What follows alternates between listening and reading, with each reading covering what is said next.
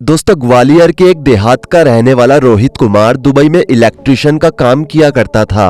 उसे वहां काम करते हुए 10 साल बीत चुके थे। 10 सालों से वो एक ही कंपनी में काम कर रहा था। उसने बहुत धीरे धीरे करके वहां पर तरक्की हासिल की थी। रोहित एक छोटी सी पोस्ट से सीधे मैनेजर लेवल तक का पद हासिल कर चुका था। अब रोहित भी सोचता था कि उसे उसकी जिंदगी में आगे बढ़ना चाहिए और शादी करनी चाहिए। इसलिए रोहित अपने माता पिता से शादी के बारे में कहता है। रोहित की माँ ने उसके लिए लड़की पहले से देख रखी थी, जो कि रोहित को भी पसंद थी। रोहित एक महीने के लिए छुट्टी लेकर अपने गांव आता है और लड़की को देखता है। दोनों परिवार में बातें होती है और रोहित और लड़की के घर वाले आने वाले 3 महीनों में शादी करने की बात कहते हैं। लेकिन रोहित कहता है कि मैं 3 महीने बाद दोबारा नहीं आ सकता हूँ, क्योंकि मुझे छुट्टी बहुत मुश्किल से मिलती है। दोनों परिवारों की बैठक होती है और निष्कर्ष ये निकलता है कि इसी महीने में शादी कर ली जाए। वैसे भी अभी रोहित को आए हुए 4 दिन ही हुए थे। उसके पास पूरा महीना था और काफी बातचीत के बाद 15 दिन के अंदर शादी हो जाती है। रोहित की जिससे शादी होती है उसका नाम नीलिमा था। नीलिमा ग्वालियर के पास एक देहात की रहने वाली थी। वो 12वीं क्लास तक पढ़ी हुई थी। नीलिमा देखने में काफी ज्यादा सुंदर थी। नीलिमा के माँ बाप ने यही सोचकर अपनी बेटी का रिश्ता रोहित के साथ किया था कि रोहित दुबई में रहता है और अच्छा खासा कमा लेता है। शादी के बाद रोहित और नीलिमा एक साथ रहते हैं और कुछ सुनहरे और यादगार पल गुजारते हैं। रोहित को समझ नहीं आता है कि अब उसकी छुट्टियां पूरी हो गई है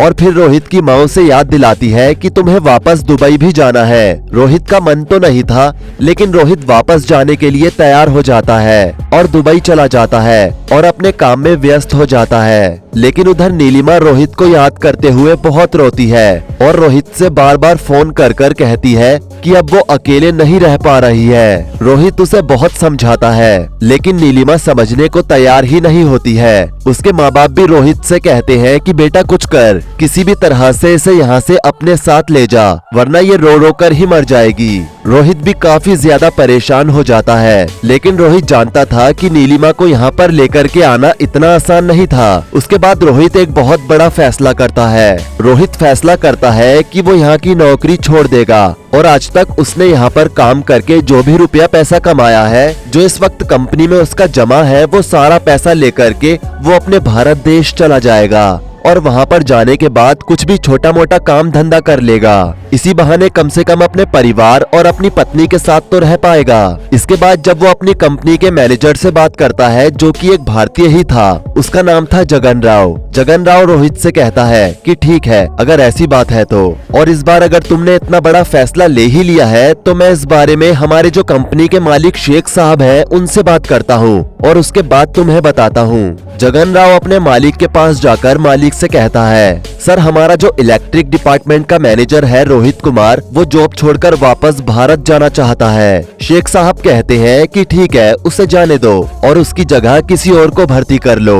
लेकिन जगन राव कहता है कि मालिक वो 10 सालों से हमारी कंपनी में काम कर रहा है, वो अपने काम में एक एक बारीकी जानता है और उसकी वजह से हमारी कंपनी को काफी ज्यादा फायदा भी होता है। वो ईमानदार भी है और उसकी जगह किसी और को रखेंगे, उसे पहले काम समझाना पड़ेगा, सिखाना पड़ेगा और पता नहीं वो किस प्रकार का व्यक्ति निकलेगा। तो इस पर शेख कहते हैं, इसमें मैं क्या कर सकता हूँ, कोई रास्ता है तो मुझे बताओ। इस पर जगन राव कहता है कि आप चाहे तो उसकी बीवी का वीजा बनवा कर यहाँ ला सकते हैं। रोहित की पत्नी अगर यहाँ जाएगी तो उसका भी काम में मन लगने लगेगा। शेख साहब ऐसा ही करते हैं और रोहित की बीवी का भी वीजा बनवा देते हैं और उसके बाद रोहित अपनी पत्नी नीलिमा को भारत जाकर अपने साथ ले आता है। दोनों खुशी खुशी रह रहे होते हैं। एक दिन ऐसे ही ऑफिस में जब रोहित आकर पहुंचता है तो जगन राव रोहित से पूछता है कि कैसी चल रही है तुम्हारी मैरिड लाइफ। तो रोहित कहता है, सर बहुत अच्छी चल रही है, आपका बहुत बहुत शुक्रिया, अगर आप ना होते तो शायद मैं आज यहाँ ना होता। तो इस पर जगन राव कहता है, अरे सिर्फ शुक्रिया अदा करोगे यार, पार्टी वार्टी नहीं दोगे।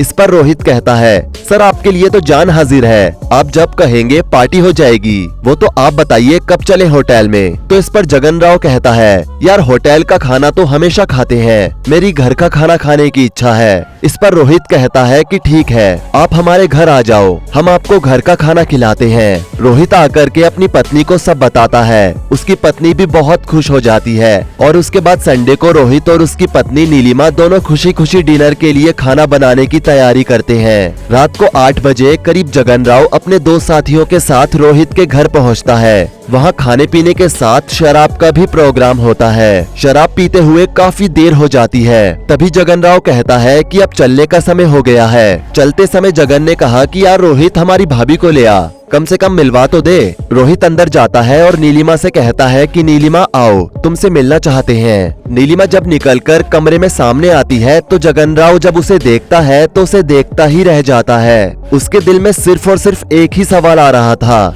कि रोहित जैसे लड़के को इतनी सुंदर लड़की कैसे मिल सकती है। लेकिन वो मुंह से कुछ नहीं कहता, बस अपनी जेब से शगुन के तौर पर कुछ पैसे निकाल करके नीलिमा के हाथ पर रख देता है। तभी जगन राव कहता है, यार रोहित, तुम तो सच में बहुत लकी हो जो तुम्हें इतनी सुंदर पत्नी मिली। काश हमारी भी किस्मत ऐसी होती।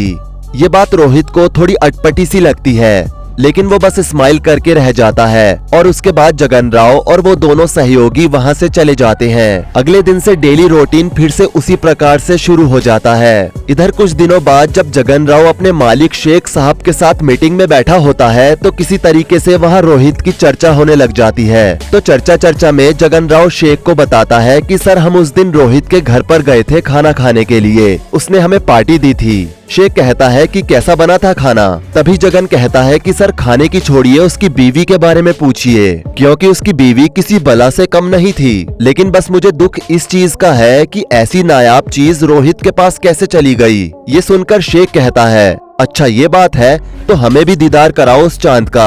तभी जगन राव कहता है कि हाँ सर, क्यों नहीं, मैं रोहित से बोलता हूँ। तभी एक दिन जगन राव रोहित से कहता है कि रोहित देखो, ऐसा है कि संडे को तुम्हारे घर पर फिर से पार्टी होगी और इस बार तुम जानते हो कौन आएगा।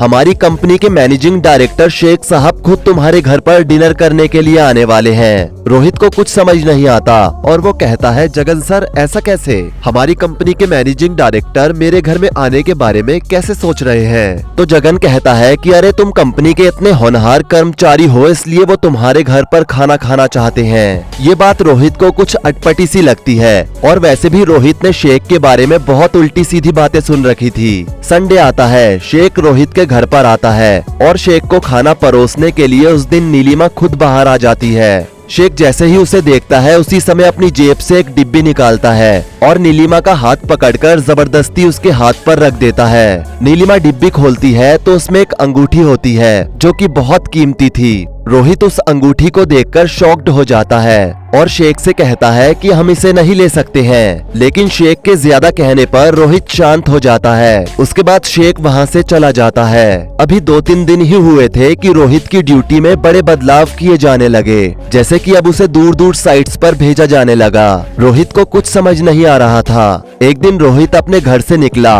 और रोहित को काफी दूर जाना था। दोपहर के टाइम पर रोहित साइट पर था और तभी उसकी बीवी का फोन आया कि तुम जल्दी से आ जाओ, मुझे बहुत डर लग रहा है। इतना सुनते ही रोहित घर के लिए रवाना होता है और घर पहुंचता है तो घर पर देखता है लेकिन नीलिमा वहां पर नहीं होती है और उसका फोन स्विच ऑफ था। वो आसपास से लोगों से पूछता है। लोग कहते हैं कि अभी एक बड़ी सी गाड़ी आपके घर के बाहर आई थी। रोहित समझ जाता है कि शेख आया होगा और वही नीलिमा को कहीं लेकर गया है। दोस्तों, रोहित को जिस बात का डर था शायद वही हुआ था। रोहित को इस बात का अंदेशा पहले से ही था कि कहीं ऐसा ना हो जाए। उसके बाद वो घबराते हुए कांपते हाथों से अपने मैनेजर को फोन लगाता है। जगन राव फोन उठाता है और जब रोहित उसे बताता है तो जगन राव भी घबरा जाता है क्योंकि जगन राव को भी इस घटना के बारे में कोई जानकारी नहीं थी। जगन राव रोहित से कहता है, तुम चिंता मत करो और घबराओ मत, मैं अभी 10 मिनट में तुम्हें कॉल बैक करता हूँ। और उसके बाद जगन राव अपने मालिक को फोन लगाता है। लेकिन जगन राव शेख का एक नौकर ही था, इसलिए जगन राव शेख से डरते हुए पूछता है, सर रोहित की पत्नी आपके साथ है क्या? शेख कहता है कि हाँ वो मेरे साथ मेरे विला पर है और रोहित से कह दो कि अभी वो कुछ दिन यहीं पर हमारे साथ रहेगी। जगन रोहित को फोन करता है और सब कुछ बताता है। रोहित को ये सब सुनकर काफी गुस्सा आता है और वो जगन से कहता है कि आपने मेरे साथ ठीक नहीं किया, ये सब कुछ आप ही का किया हुआ है, इसमें आप ही का हाथ है। मैं पुलिस स्टेशन जाऊंगा और वहाँ पर शेख की कंप्लेंट करूंगा। इस पर जगन उसे समझाते हुए बोलता है कि ये परदेश का मामला है और तूने कभी सुना है कि किसी अरब देश में कभी किसी शेख को सजा हुई हो,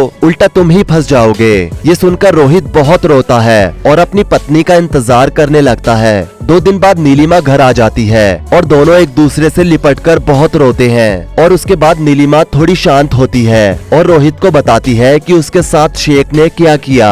ये सब सुनकर रोहित का कलेजा कांप जाता है। दोस्तों रोहित को नीलिमा बताती है कि 3 दिन तक उस शेख ने मेरे साथ बहुत दरिंदगी की। 3 दिनों तक उसने मुझे कपड़े तक पहनने नहीं दिए और 3 दिनों तक रह रहकर रुक रुक कर वो दिन रात मेरे साथ बस बर्बरता करता रहा, जैसे उसका मन चाहा वैसे करता रहा। ये सब मैं सपने में भी नहीं सोच सकती थी। अब कुछ भी हो, किसी भी प्रकार से तुम बस यहाँ से मुझे ले चलो, मुझे इस नर्क में नहीं रहना है। रोहित कहता है कि मैं भी यहाँ नहीं रहना चाहता। नीलिमा तुम चिंता मत करो, हम जल्द ही यहाँ से निकल जाएंगे। लेकिन दोस्तों रोहित जो सोच रहा था वैसा कुछ भी नहीं होने वाला था। तभी उसके बाद रोहित किसी तरीके से कंपनी से अपने पैसे निकालने के जुगाड़ में लग जाता है। 4 से 5 लाख रुपए उसकी बचत के रूप में कंपनी में जमा थे। जैसे ही शेख को ये बात पता चलती है तो शेख फिर से दोबारा रोहित के घर बाउंसर्स के साथ पहुंचता है। उस समय रोहित और नीलिमा दोनों घर पर होते हैं। शेख को देखते ही नीलिमा डर जाती है और शेख नीलिमा से कहता है कि चलो मेरे साथ,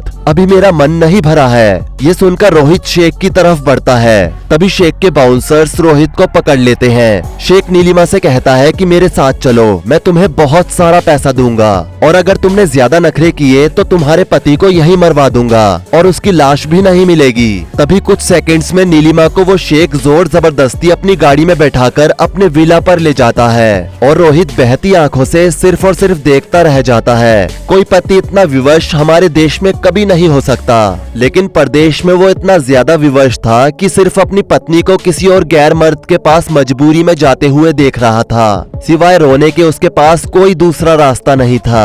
1 हफ्ते बाद नीलिमा वापस घर आती है। रोहित और नीलिमा दोनों फिर साथ रोते हैं। उसी समय जगन राव भी उसके घर आता है। नीलिमा की हालत देखकर जगन की आंख में भी आंसू आ जाते हैं। ये देख जगन राव मन में ठान लेता है कि अब रोहित और उसकी बीवी को वो यहाँ से कैसे भी करके भारत भेजेगा। जगन राव रातों रात नीलिमा और रोहित के डॉक्यूमेंटेशन पूरे कराता है और दोनों को भारत भेज देता है। भारत में आने के बाद रोहित अपनी आपबीती अपने परिवार वालों को बताता है और किसी की सलाह पर जाकर के पुलिस थाने में कंप्लेंट भी दर्ज करवाता है। लेकिन मामला विदेश का था और मामला काफी हाई प्रोफाइल था। पहले तो उसकी कंप्लेंट ही दर्ज नहीं की जाती है, लेकिन जैसे तैसे जब उसकी कंप्लेंट दर्ज की जाती है तो मामला उच्च अधिकारियों तक जाता है। मामला विदेश मंत्रालय तक पहुंच जाता है। लेकिन दोस्तों मुझे निराश होकर कहना पड़ रहा है कि हमारे देश का कानून तो आप जानते ही हो कि कैसा है। हमारे देश में ही अपराधी खुले घूमते रहते हैं और जेल के अंदर से बैठे बैठे इंटरव्यू और धमकी देते हैं। इतने सारे सबूत होते हुए भी उनका कोई कुछ बिगाड़ नहीं पाता। बयान दे दिया सर, वो इन्वेस्टिगेशन में हो गया। अभी तो जांच चल रही है जोधपुर में, आपको जेल में पता भी लग गया। सर अखबार भी तो पढ़ते हैं। ऐसे तो जेल में कनेक्टिविटी होती है जी, एसटीडी है, मुलाकातें हैं जी, ऐसी तो बातें पूछते रहते हैं सर। कनेक्टिविटी तो आपकी मैं देख ही रहा हूँ। खैर तो भारतीय कानून भला दुबई के शेख का क्या बिगाड़ सकता था।